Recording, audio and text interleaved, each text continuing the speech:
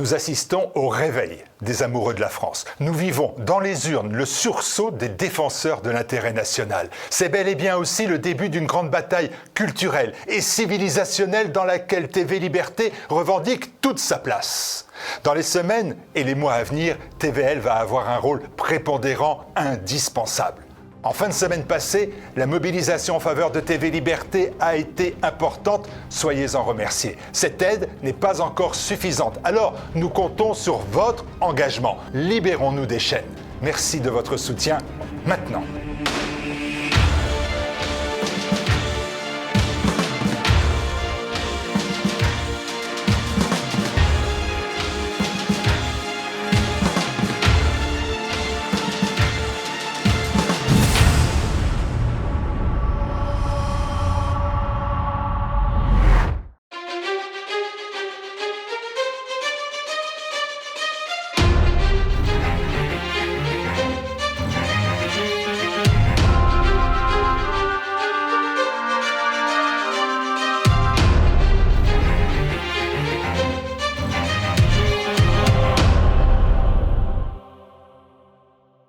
Bonsoir à tous et bienvenue dans Choc du Monde, le magazine des crises et de la prospective internationale de TV Liberté. Des sanctions sans fondement. La semaine dernière, Pékin a fustigé l'Union européenne pour avoir sanctionné 19 entreprises chinoises accusées de contribuer à, je cite, l'effort de guerre russe en Ukraine dans le cadre d'un 14e paquet de sanctions visant la Russie. 14e. Rien que cela. Le développement d'échanges et d'une coopération normale entre les entreprises chinoises et russes ne vise aucune tierce partie à plaider la diplomatie chinoise en retour, car bien sûr, depuis 2 ans, Moscou et Pékin ont resserré leurs liens et la Chine a défendu une posture, disons, de neutralité pro-russe, plaidant pour une solution diplomatique à la crise, à la guerre en Ukraine. Mais pour l'Occident, cela ne suffit pas. Alors pour en parler et comprendre la spécificité de la diplomatie chinoise, en direct de Pékin, nous recevons l'entrepreneur et expatrié français en Chine, Laurent Michelon. Laurent Michelon, bonsoir. Merci encore d'avoir répondu présent à l'appel de Choc du Monde. Je rappelle donc aux téléspectateurs que vous dirigez le canal Telegram Laurent Michelon officiel, qui est une référence pour suivre la politique chinoise, et aussi la chaîne YouTube Valise Diplomatique. Nous avons donc évoqué ces 19 entreprises sanctionnées, 19 entreprises chinoises, dont par exemple Beijing Yuns Technology, qui aurait vendu 2 satellites pour environ 31 millions de dollars à une société de la galaxie du groupe militaire paramilitaire russe Wagner en 2022, ou encore Head Aerospace Technology qui aurait fourni de l'imaginerie satellite de sites ukrainiens à des entités également affiliées à ce groupe Wagner qui donc a muté depuis. Le coup porté contre l'industrie chinoise, Laurent Michelon, est-il rude selon vous, ou l'industrie chinoise peut-elle résister à ce genre d'attaque? Plus globalement, la Chine doit-elle selon vous s'inquiéter de ces difficultés qui lui sont imposées?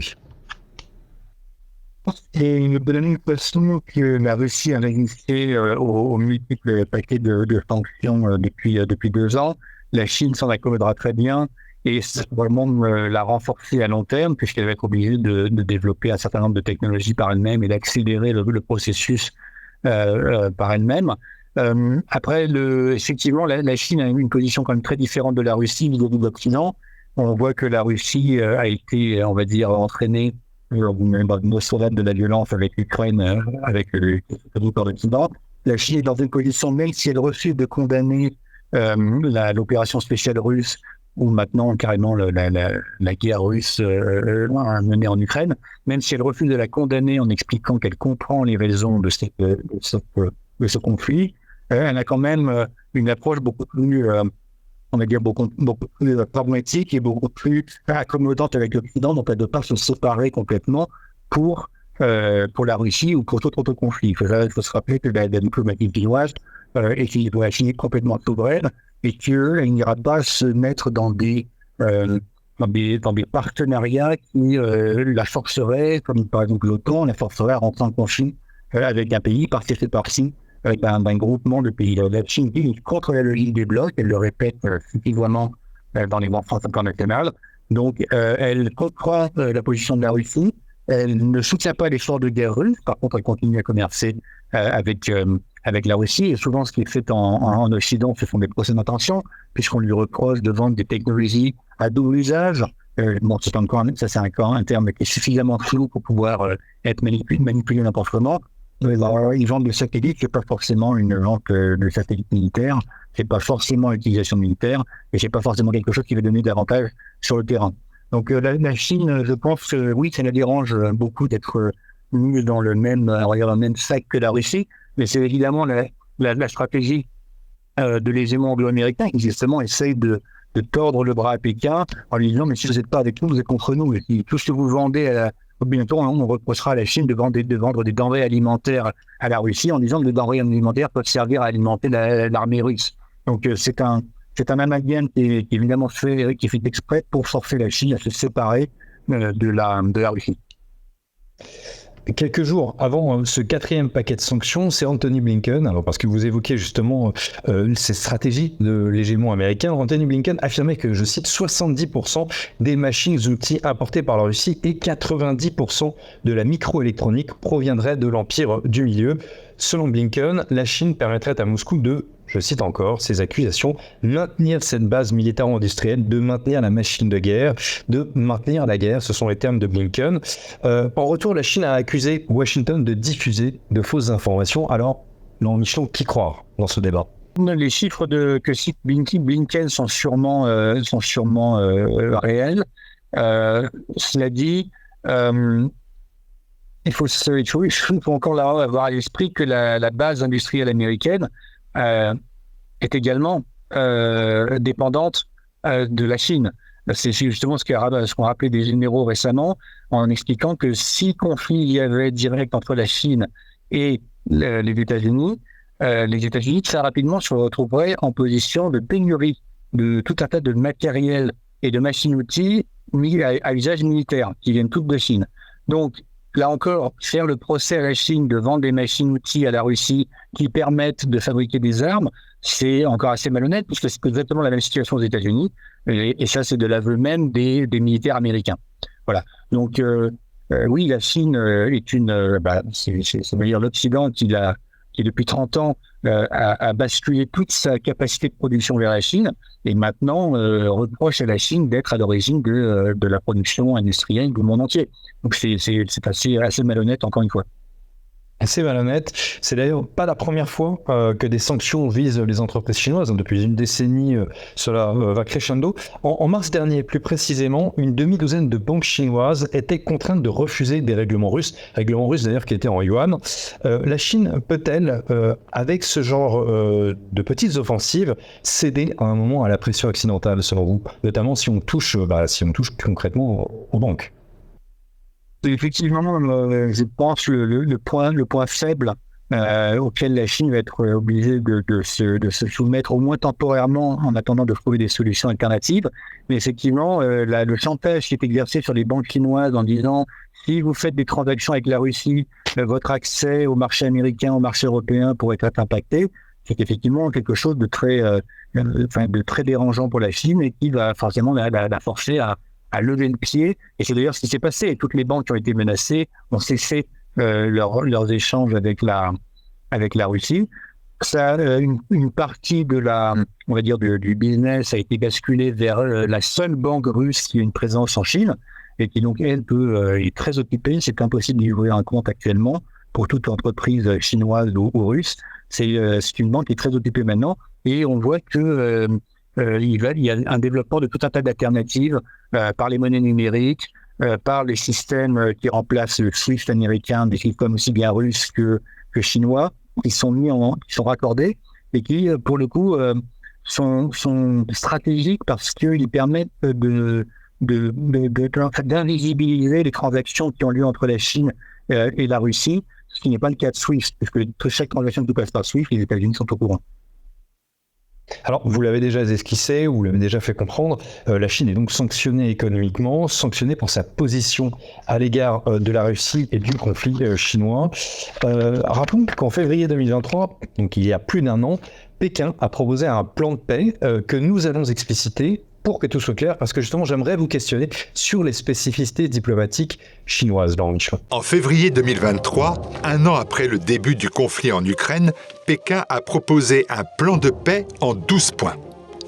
Le respect de la souveraineté, garantie d'indépendance et d'intégrité territoriale de tous les pays, la primauté du droit international sans deux poids deux mesures, le rejet de la mentalité de guerre froide, le respect des intérêts de sécurité des différents pays, le rejet du renforcement et de l'expansion des blocs militaires, un cessez-le-feu, le début des pourparlers de paix, la résolution de la crise humanitaire, la protection des civils et des prisonniers de guerre en vertu du droit international humanitaire, assurer la sécurité des centrales nucléaires, la réduction des risques stratégiques en prévenant l'utilisation d'armes chimiques, biologiques ou nucléaires, des garanties pour l'exportation de céréales dans le cadre de l'initiative céréalière de la mer Noire, le rejet des sanctions unilatérales, assurer la stabilité des chaînes de production et d'approvisionnement pour protéger l'économie mondiale, aider à la reconstruction d'après-guerre de l'Ukraine.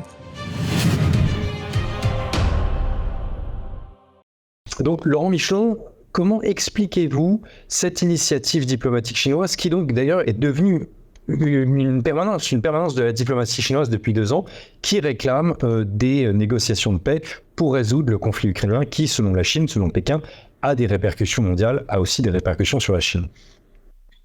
Effectivement, il y a un premier plan de paix en 12 points qui avait été proposé par la Chine en mai 2023, qui avait été balayé d'un revers de la main par l'Occident et par l'Ukraine en disant que la Chine n'était pas sincère, c'était pas sérieux. Ensuite, on voit que Zelensky, pendant presque 1 an et demi, a fait une espèce de danse des ventres pour appeler Pékin à faire pression sur Moscou, justement pour participer à sa conférence de paix, entre guillemets, qui a eu lieu dans un resort de luxe en Suisse, là, récemment. Ok, on participait environ 4 heures. Nous allons revenir dessus, oui. D'accord. Et donc la Chine, en fait, récemment, en mai 2024, a fait une deuxième proposition conjointe avec le Brésil, en 6 points, donc un peu plus simple pour que ce soit plus facile à comprendre, et qui insiste vraiment sur un point, c'est la présence des 2 belligérants, ce qui semble une évidence pour tout le monde, mais pas pour l'Occident. Et on comprend pourquoi, en fait, parce que aussi bien l'Ukraine et la Russie, dès la première semaine du conflit, s'étaient mis d'accord sur un armistice. Et on sait de notoriété publique que Boris Johnson s'était précipité à Kiev pour rencontrer Zelensky et son état-major et leur dire globalement que si l'armistice il y avait, il n'y aurait pas d'entrée de l'Ukraine dans l'OTAN, il n'y aurait pas d'entrée dans l'UE, et les milliards qui étaient destinés à l'Ukraine ne seraient pas distribués. Donc le conflit a perduré depuis ce temps-là. Et c'est là qu'on voit la différence en fait fondamentale de stratégie entre la position occidentale qui demande en fait des négociations de paix, mais avec les 2 belligérants séparés qui ne peuvent pas se parler, pour que justement les émons anglo-saxons, l'anglo-américain restent au milieu et puissent en fait solidifier sa propre position en fait on va dire de faiseur de roi ou de balancier en fait entre l'un et l'autre, de façon à ce que les 2 belligérants ne se parlent pas et qu'en fait l'Occident puisse continuer à utiliser son jouet ukrainien jusqu'à ce qu'il soit cassé. De l'autre côté, la Chine, ce qu'elle fait, c'est qu'elle dit que les 2 belligérants doivent être dans la même pièce parce que l'objectif, c'est réellement la paix. C'est pas la solidification d'une position stratégique chinoise existante qui n'existe pas d'ailleurs. La Chine n'a aucun intérêt particulier ni en Ukraine ni en Russie, dans les 2 pays, mais pas plus dans l'un que dans l'autre. Et c'est surtout pas une position on va dire de faiseur de roi ou on va dire de pivot entre les 2. Donc la Chine a une position qui est réellement neutre. C'est d'ailleurs pour ça qu'elle a proposé à ce que des négociations soient faites en Chine et pas en Suisse. On sait très bien que le mythe de la neutralité suisse a volé en éclats ces dernières années avec des scandales aussi bien financiers que sécuritaires. Donc c'est une plaisanterie pour le Sud global de parler de neutralité de la Suisse. Et en plus de ça, Bürgenstock est un espèce de resort de luxe qui est complètement obscène, alors qu'à 2 heures de vol, il y a des centaines de milliers de personnes qui meurent. Voilà. Donc c'est un peu la différence entre la Chine et la proposition chinoise et la proposition occidentale. Donc en effet, la Suisse a organisé les 15 et 16 juin dernier à Bürgenstock une conférence dite de paix sur l'Ukraine. Comme vous le dites, la Russie n'a pas été conviée. La Chine a été la première a protesté de cette absence, donc à l'absence de la Russie. Après elle, on a entendu l'Inde, l'Afrique du Sud, la Turquie pendant le sommet critiquer ce manque d'égalité de traitement entre les deux belligérants. Zelensky, en retour, a accusé Pékin, je cite, d'être un outil entre les mains de Poutine. Comment peut-on réagir à ce genre d'accusation ? Après tout, n'est-il pas vrai que la Chine est un partenaire économique devenu crucial pour Moscou et reçoit tout simplement des matières premières de Russie ? Et puis ici, il est aussi un partenaire économique crucial pour l'Ukraine, il faut bien rappeler. C'était le premier partenaire commercial de l'Ukraine jusqu'en 2019. Voilà, c'est ce qu'il faut rappeler. Donc effectivement, la déclaration de Zelensky, je vais paraphraser Sergei Lavrov qui disait qu'il fallait prendre les déclarations de Zelensky avec des pincettes parce que ça dépendait du moment de la journée, de ce qu'il avait ingéré avant. Zelensky a accusé Pékin d'être, je cite, un outil entre les mains de Poutine. Voilà, entre les mains de Poutine. Alors, la Chine, depuis 2 ans, est décrite dans les médias occidentaux comme étant maintenant l'État qui a pris le dessus dans la relation sino-russe. On parle souvent de la Russie comme un État vassalisé. On entend partout dans les médias que l'Occident a poussé la Russie dans les bras de la Chine. Et maintenant, le discours change de braquet et on parle maintenant de la Russie qui réussirait à imposer à la Chine de ne pas participer à une conférence. C'est du Zelensky un peu pur jus, on va dire. Et il faut voir que la Chine n'est pas le seul pays des BRICS qui n'a pas souhaité participer à cette conférence. C'est absolument tous les pays des BRICS, sauf l'Inde. Il n'y a que l'Inde qui a envoyé un représentant de haut niveau à cette conférence à Bürgenstock. Et il y a d'autres pays comme l'Arabie Saoudite, des pays majeurs de Sud global, qui ont aussi déclaré qu'il était absolument inconcevable qu'une conférence de paix se déroule sans la présence de la Russie. Voilà. Donc c'est pas juste une position chinoise. Là encore, il faut voir que dans les médias occidentaux, on essaie toujours de mettre les feux de la rampe sur la Chine pour vraiment faire sentir que c'est elle le problème, que tout serait plus simple si la Chine se ralliait à la position occidentale. C'est loin d'être le cas. Il y a, on va dire, 88% de la population mondiale qui n'est pas cet avis-là. 90% de la population mondiale. Alors, hier, le président finlandais Alexander Stubb, donc hier le 3 juillet, a déclaré que la Chine pourrait résoudre le conflit en Ukraine par un simple appel téléphonique à la Russie.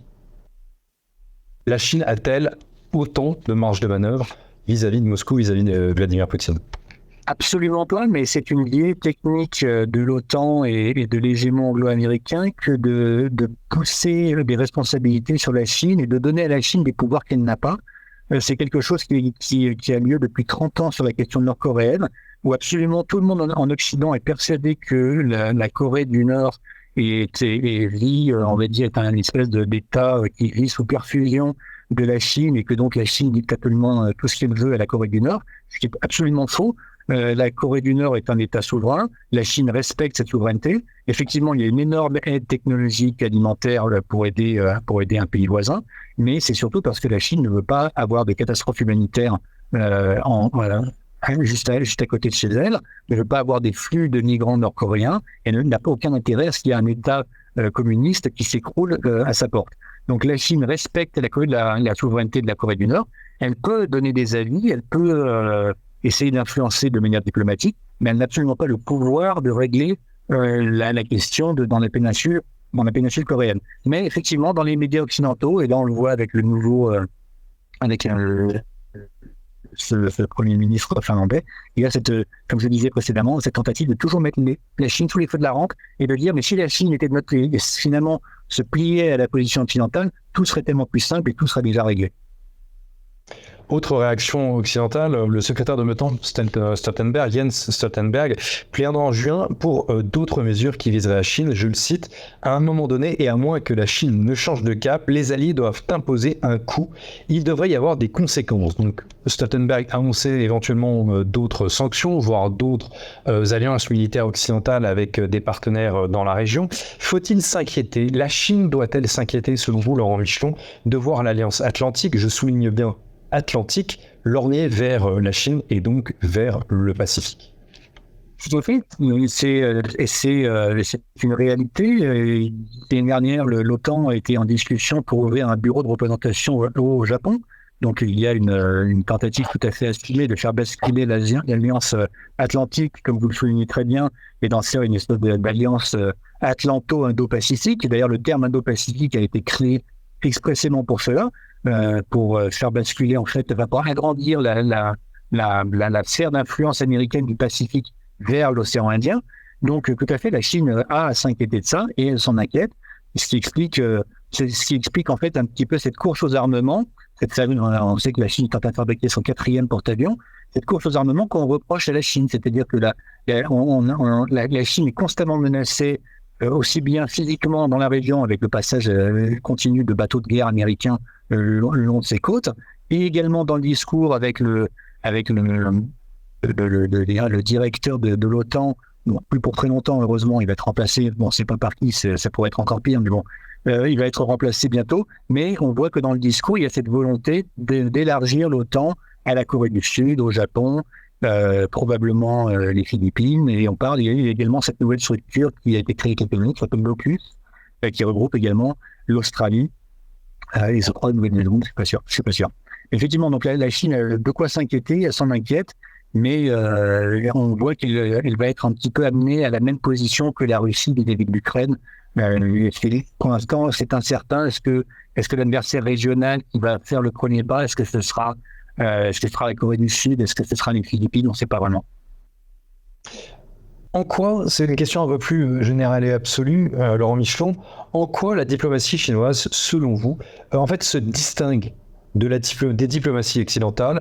Vous me disiez par exemple, je devrais le dire aux téléspectateurs, que les Chinois n'étaient pas du genre à dire leurs 4 vérités à leurs interlocuteurs, mais plutôt qu'ils pointaient leurs contradictions. Ça, ce sont vos propos, Laurent Michelon. Oui, tout à fait. Je pense que c'est le cas d'ailleurs sur l'Ukraine, où la Chine ne va pas critiquer ouvertement la position américaine ou européenne, alors que ce serait facile de le faire. On reproche à la Chine sa neutralité. Mais la Chine l'a dit depuis le début, elle a dit mais ce n'est pas nous qui avons poussé au conflit en Ukraine. Maïdan en 2014, il n'y avait pas de Chinois à la manœuvre.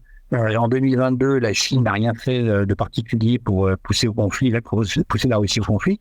Par contre, c'est l'Occident qui n'arrête pas de déverser des armes en Ukraine, donc qui met de l'huile sur le feu. Voilà, et donc la Chine préfère avoir une posture, on va dire, mais ce dont vous m'accusez, en fait, c'est une inversion accusatoire. Essayez de mettre des faits devant ce que vous dites. La Chine n'est pas un pays qui participe à une guerre chaude ou ni à une guerre froide. Elle le répète régulièrement. Même une guerre froide entre blocs n'est pas une situation à laquelle la Chine voudrait retourner. Et elle fait tout pour lutter contre cette tendance où on voit très bien que c'est ce qui pend au nez un petit peu de l'Occident.